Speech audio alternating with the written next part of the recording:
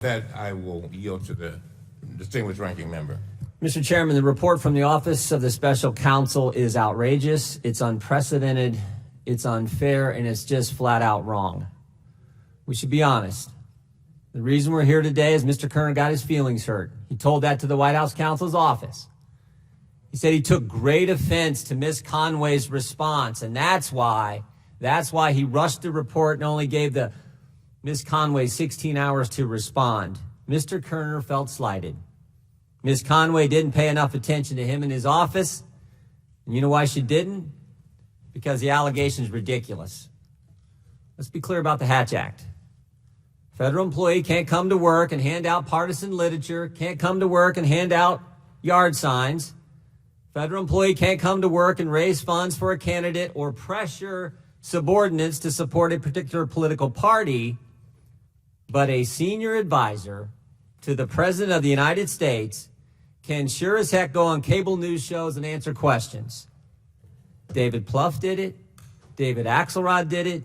John Podesta, they all did it for President Obama. But now that it's a strong-willed Republican helping President Trump, can't have that.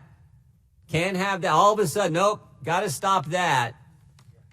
Mr. Kerner and the Office of Special Counsel felt slighted. They also felt pressured. Again, he said it. He told the White House counsel he felt pressured by the left-wing political organization that filed the complaint. Same left-wing political organization that raises tons of money by attacking President Trump and his administration.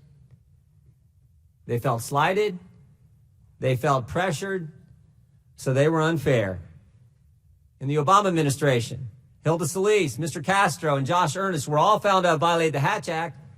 OSC didn't recommend they be fired.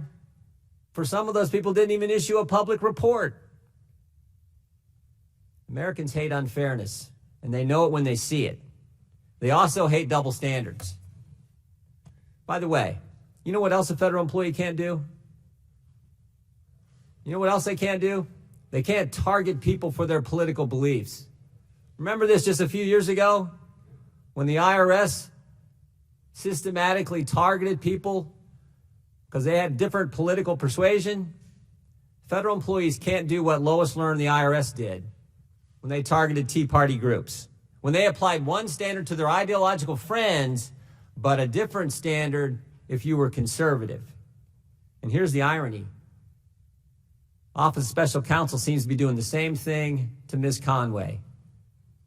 Democrat political group who filed the complaint and the OSC, they don't like what Ms. Conway is doing. They don't like the fact she's conservative. But you know what? It's not even really that.